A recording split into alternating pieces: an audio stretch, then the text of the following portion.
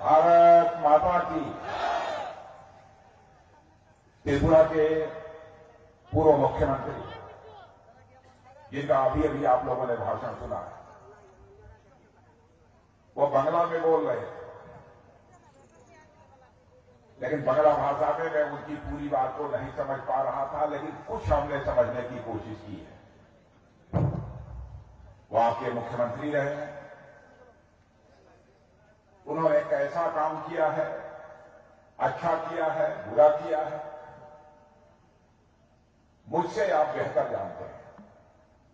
लेकिन मैं कह सकता हूं कि विप्लव देव इस त्रिपुरा के एक डायनेमिक चीफ मिनिस्टर रहे हैं, डायनेमिक चीफ मिनिस्टर रहे हैं, जिनके बारे में पार्टी ने फैसला किया कि अब वह त्रिपुरा के मुख्यमंत्री तो रह चुके हैं, अब उन्हें केंद्र में राजनीतिक जिम्मेदारी को संभालना चाहिए।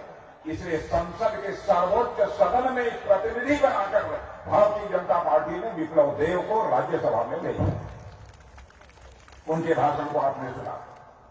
और उमा कोटी के जिलाध्यक्ष श्री पवित्र देवनाथ, प्रत्याशी कैलाश शहर श्री मोहम्मद अली, प्रत्याशी चंदेपुर टिंकू राय एवं सभा में यहां पर मौजूद मेरे सभी सम्मानित बहनों एवं भाइयों,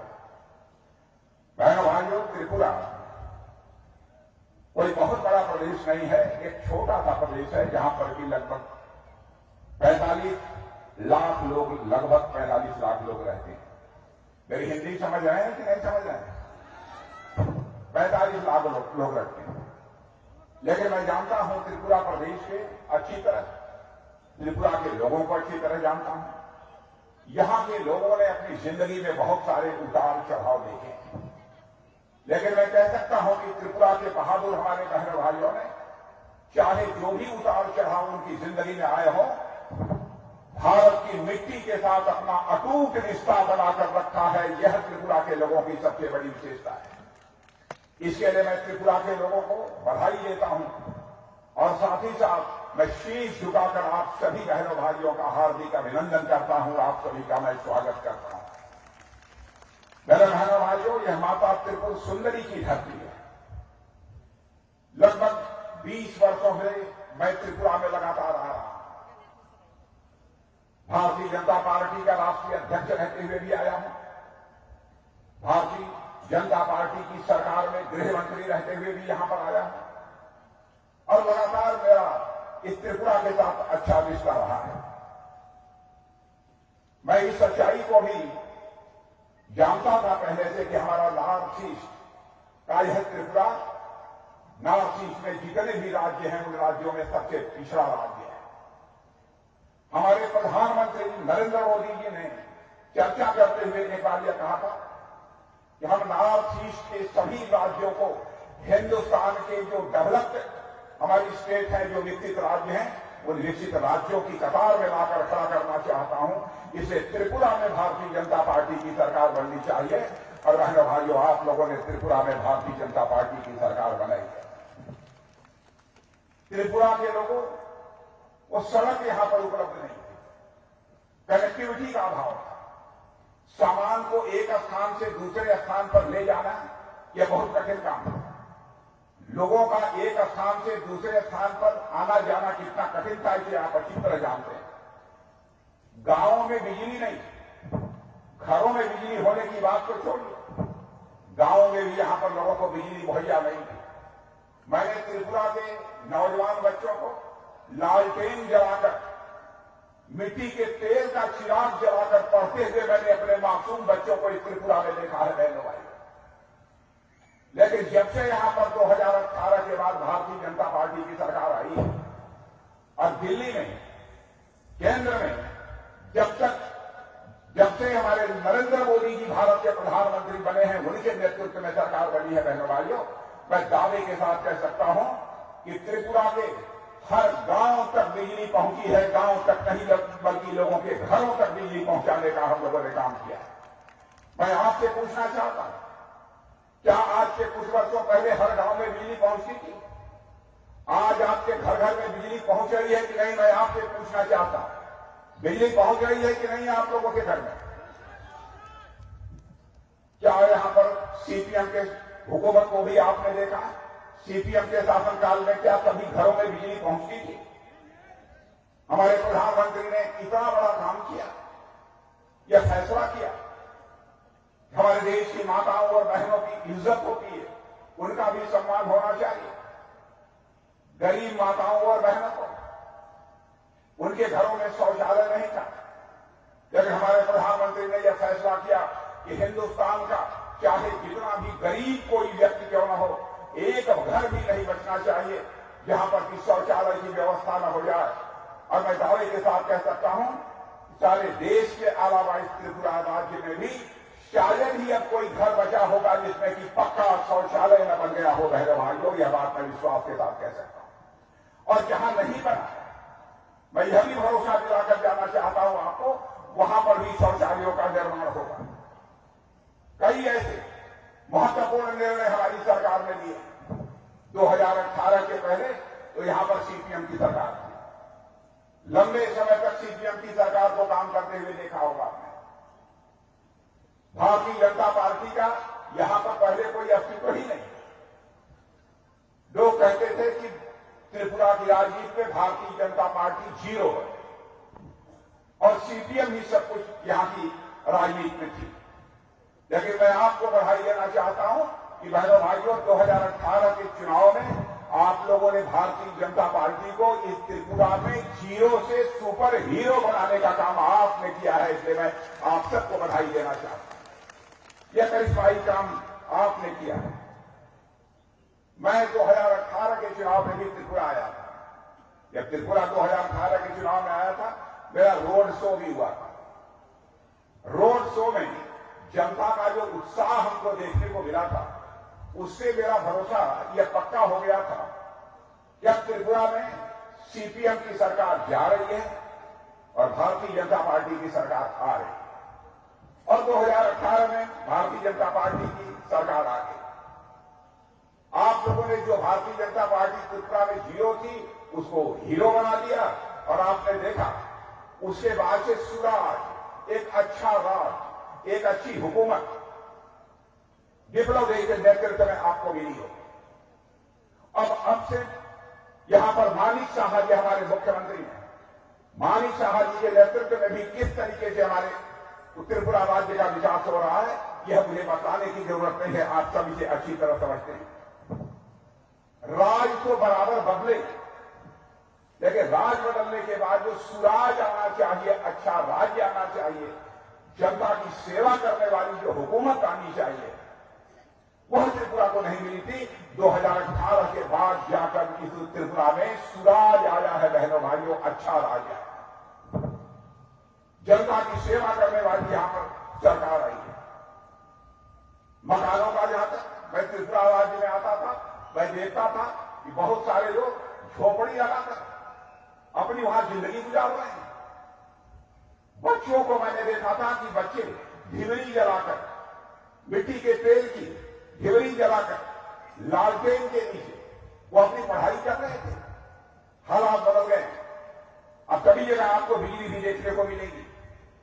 सीपीएम लंबे समय तक उसने त्रिपुरा में हुकूमत किया है। सीपीएम कहती थी हम गरीबों की सरकार है, हम मजदूरों की सरकार है, हम कामगारों की सरकार है। बहनों भाइयों, सीपीएम न गरीबों की सरकार थी, न कामगारों की सरकार थी, न मजदूरों की सरकार थी। इन लोगों ने त्रिपुरा की राज्य की जनता का शोषण किया। त्रिपुरा राज्य का जैसा विकास करना चाहिए, त्रिपुरा का विकास इन्होंने नहीं किया। इसीलिए त्रिपुरा की जनता ने उन्हें पलट दिया। और मैं आपको विश्वास दिलाना चाहता हूं, इस बार भी भारतीय जनता पार्टी की सरकार बनाई है। मेरे बहनों भाइयों, त्रिपुरा राज्य नॉर्थ ईस्ट का नंबर 1 का राज्य बनकर रहेगा, यह मैं दावे के साथ कहता हूं। आपको मैं विश्वास दिलाना चाहता हूं। और आज पहले त्रिपुरा राज्य में बिजली पैदा नहीं होती, अब त्रिपुरा राज्य में बिजली भी पैदा हो रही है। और केवल त्रिपुरा राज्य के लोगों को ही बिजली नहीं मिल रही है, बल्कि हम बांग्लादेश को भी बिजली देने का काम ये त्रिपुरा राज्य कर रहा है। इसका श्रेय यदि किसी को जाता है तो त्रिपुरा राज्य को जाता है। मैंने यहां की माताओं बहनों को देखा, दूर दराज से जाकर घड़ा भरकर सिर पर रखकर वह पानी अपने घरों में लाती है।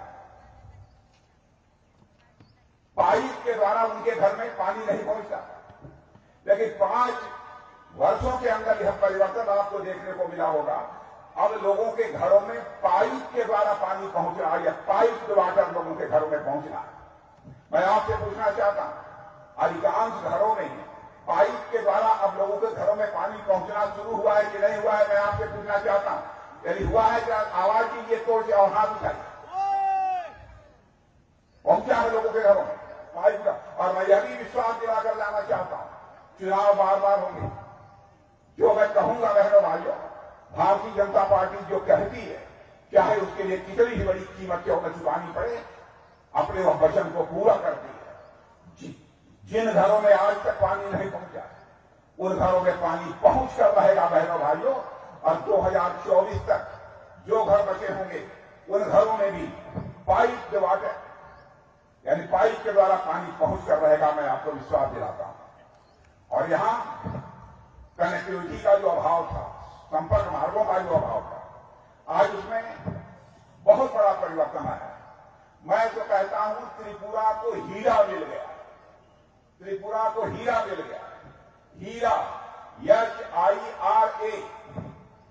हीरा का मतलब यच से हाईवेज मिला है, आई से इंटरनेट वेज मिला है, आर से रोड्स और रेलवेज मिला है, और ए से, हीरा में अंत में ए आता है, ए से एयरवेज मिला है। यह सारी सुविधाएं त्रिपुरा राज्य को देने का काम यदि किसी सरकार ने किया है तो हमारी भारतीय जनता पार्टी की सरकार ने किया है।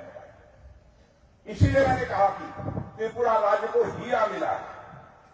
त्रिपुरा की जो कुछ भी जनता यहां पैदा करती है, उसको त्रिपुरा से बाहर ले जाकर यदि आप बेचना चाहते हैं, तो वस्तुतः सुविधाएं भी हमारी सरकार मुहैया करा रही है।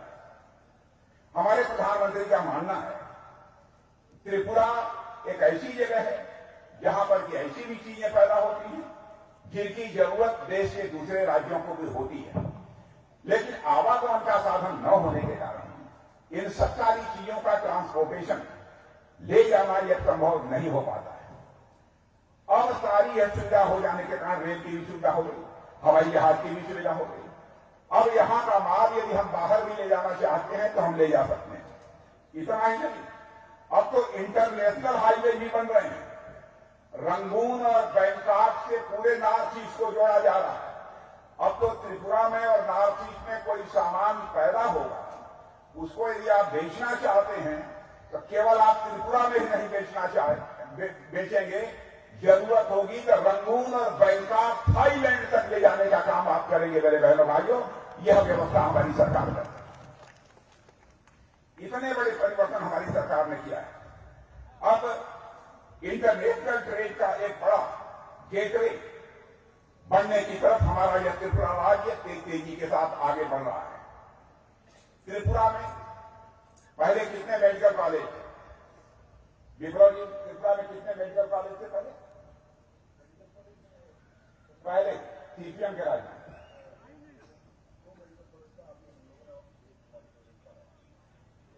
पहले सर 2 मेडिकल कॉलेज पहले, अब 3 हो गए। और हमारी सरकार का फैसला है, मोदी जी ने कहा है हमारे हिंदुस्तान का एक भी जिला नहीं बचना चाहिए जहां पर भी मेडिकल कॉलेज न खुल जाए। त्रिपुरा के हर राज्य में, हर जिले में मेडिकल कॉलेज खुलेगा बहनों भाइयों, हर जिले में मेडिकल कॉलेज खुलेगा। गरीबों की चिंता करने वाली, दलितों की चिंता करने वाली, शोषितों की चिंता करने वाली यदि कोई सरकार है मेरे बहनों भाइयों तो वो भारतीय जनता पार्टी की सरकार है। यदि यह सरकार दलितों की, गरीबों की, वंचितों की चिंता करने वाली, आदिवासियों की चिंता करने वाली सरकार न होती तो मैं समझता हूं न तो लोगों के घरों में शौचालय बनता, न तो लोगों के घरों में पानी पहुंचता, न तो लोगों के घर में बिजली पहुंचती, और न तो लोगों को आयुष्मान भारत का कार्ड देता। 12.5 लाख लोगों को त्रिपुरा में आयुष्मान भारत का कार्ड मिला हुआ।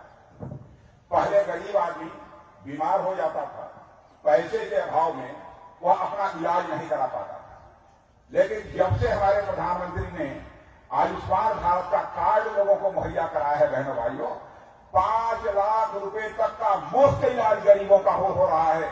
इसकी भारत में कभी कल्पना नहीं की जा सकती। मैं दावे के साथ कह सकता हूं, यहां भी जो लोग बैठे हैं, इनमें से कुछ लोग ऐसे होंगे जिनको निश्चित रूप से आयुष्मान भारत का कार्ड मिला होगा। इनमें से नहीं मिला है तो मैं आपसे कहूंगा कि हाथ उठाइए कितने लोगों को आयुष्मान भारत का कार्ड मिला। मीडिया के मित्रों, आप भी अपना कैमरा घुमाकर देख लीजिए कितने लोगों को यहां पर जो है आयुष्मान, हाथ उठाइए एक बार, कितने लोगों को मिला है। इतने लोगों को आयुष्मान भारत का कार्ड मिला है। और जिनको आयुष्मान भारत का कार्ड मिला है, मेरे बहनों भाइयों, मैं आपको बतला दूं, यदि 1 साल में आपकी बीमारी ठीक नहीं होती है तो फिर दोबारा भी 5 लाख रुपए का इलाज आपका मुफ्त में किया जाएगा। यह हमारे प्रधानमंत्री ने पक्की व्यवस्था की। यह है, पहले चुनाव होते थे, हिंसा होती थी, बड़ी संख्या में लोग मारे जाते थे, किसी का हाथ कटता था, किसी को चाकू लगता था। लेकिन अब त्रिपुरा में कोई हिंसा हो रही है? कोई हिंसा हो रही है त्रिपुरा में? बहनों भाइयों, यदि कोई भी त्रिपुरा में हिंसा करने की कोशिश करेगा और भारतीय जनता पार्टी की सरकार रहेगी तो उसका स्थान उसका घर नहीं होगा, सरकार की जेल होगी, सरकार की जेल होगी। हिंसा करने वालों को कभी माफ नहीं किया जाएगा। वर्षों तक ये त्रिपुरा का आदिवासी समाज भी उपेक्षा का शिकार रहा। पहली बार भारतीय जनता पार्टी के नेतृत्व की सरकार बनी जब अटल बिहारी वाजपेयी जी भारत के प्रधानमंत्री थे। आदिवासियों के कल्याण के लिए उन्होंने कहा, भाई आदिवासियों का कल्याण किसी मंत्रालय में कोई आदिवासी लोगों के कल्याण की व्यवस्था की जाए, उससे काम नहीं चलेगा। आदिवासियों के कल्याण के लिए अलग से मंत्रालय बनाया जाना चाहिए। यह काम भी पहली बार यदि किसी ने किया था तो हमारे नेता अटल बिहारी वाजपेयी ने किया था, जो कि भारतीय जनता पार्टी है। अलग से हम लोगों ने मंत्रालय बनाया और आदिवासियों के वेलफेयर के लिए पहले केवल 21,000 करोड़ रुपए का बजट हुआ करता था। 21,000 करोड़। लेकिन आज मेरे बहनों भाइयों मैं कह सकता हूं कि वह बजट बढ़कर 21,000 करोड़ रुपए से बढ़कर 88,000 करोड़ का हो गया है पहली बार। यही हमारी सरकार है। हमारे आदिवासी भाइयों को बेहतर सुविधाएं मिलनी चाहिए, इसकी मुकम्मल व्यवस्था हमारी सरकार ने की है। एकलव्य मॉडल स्कूल पहले जितने थे उनकी भी संख्या पहले से बढ़ गई है और लगभग 1,20,000 आदिवासी वनवासियों को भूमि का पट्टा भी हमारी सरकार ने दिया। और पहले जंगलों में जो चीज पैदा होती थी उसमें केवल ऐसे 8-10 चीजें थी जिनकी की मिनिमम सपोर्ट प्राइस सरकार तय करती थी, न्यूनतम समर्थन मूल्य। लेकिन हमारी सरकार ने आने के बाद 90 ऐसे वनोपज हैं जिनकी की मिनिमम सपोर्ट प्राइस हमारी सरकार ने तय की है। और मेरे बहनों भाइयों, जनजातीय इलाकों में 50,000 वन धन केंद्र खोले गए। 50,000 मानी जो चीजें जंगलों में पैदा होती है उनके लिए खोले गए। इसलिए मैं आप सबसे निवेदन करने आया कि बहनों भाइयों, समाज के सभी वर्गों की चिंता करने वाली पार्टी इस हिंदुस्तान में यदि कोई है तो उस पार्टी का नाम है भारतीय जनता पार्टी।